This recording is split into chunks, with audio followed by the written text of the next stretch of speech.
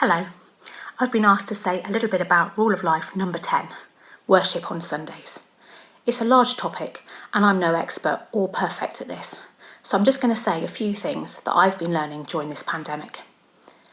I know there are so many things that shift my perspective, that weigh me down, so that my eyes stop looking up to God and how He sees me and how He sees others.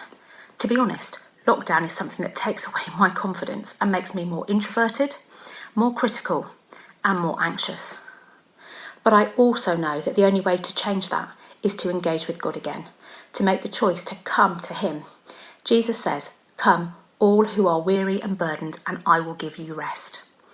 I picture Him ready to run to me as I turn to Him, arms open, longing to hug me, to take that heaviness off my shoulders, to lift up my chin so that I can look into His eyes where there's such love and acceptance. That's how I think He is, and not just with me, but with you too.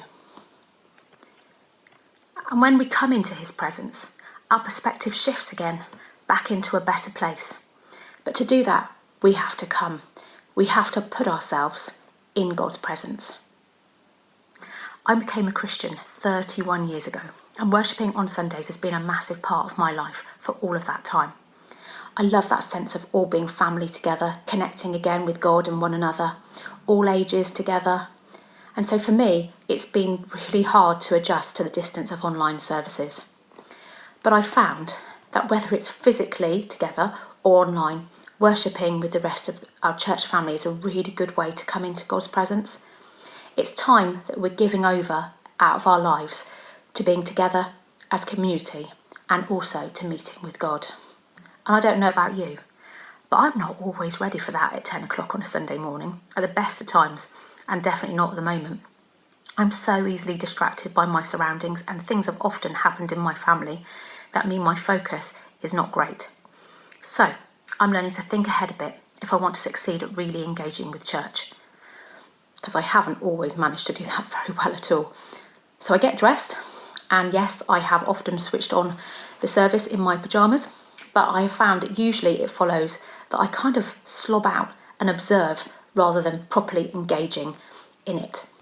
I also make sure that I've done things like had breakfast, got a drink, those kind of things. Because I found that if I leave the TV to go and get those things, then when I come back, I feel disconnected from what's happening. I really struggle to get back into it. I also try and make sure that my family are all okay beforehand, before things start, that they know what's going on, that they know that I'm going to be doing that, and that they know that they can come and join in if they want to. Now, this probably isn't a problem for you, but for me, I found my phone to be a massive distraction while I've been watching the services. So I found I wasn't just looking at the YCC selfies and saying good morning, which is how it started, but I was completely distracted by other social media and even by schoolwork some days. So I'm learning that I need to not try and multitask, but put my phone to one side for most of the service and actually think about what's going on. Now, I don't manage to get all of these things right each time, and they never now guarantee that I'm going to engage well with church. But they are the things that I found help me at the moment. I wonder what helps you. Now, a great thing about engaging with online church is that even though that we're not physically together, we can still support each other with the prayer time. We can still keep up to date with what's happening with the notices and the slots that introduce us to people. We can hear what God has been saying to others through their talks and testimonies and be inspired and fed by it all. We can still chat to others after the service. And I find that I really need all that to feel connected to everybody and to be encouraged with what God is doing, even when I'm really not feeling it myself. Then there is the sung worship. I'm learning that I'm not here just to watch our amazing worship team and enjoy the performance like I'm at some concert, but I'm here to let them lead me, and I need to fully join in. And that means there is a chance that the neighbours will hear me and my less than perfect voice, and that I need to stand up sometimes in order to engage better, which feels a bit odd in my living room. Now, I'm not very good at finding the right words to express how I feel, so I've always used song words others have written to express how I'm feeling to God. They say singing lifts us and helps us feel more positive, and that's definitely true for me. So if you can, try turning up the volume and belting out the songs along with the worship team, and try and ignore how self-conscious it makes you feel. One of the best times that I have had with God during lockdown was actually when I was engaging in the service, singing the blessing song over specific people that I was thinking of. And for me, I just felt like I was really in God's presence, and it was a really special time. So, I really encourage you where you can to really go for it.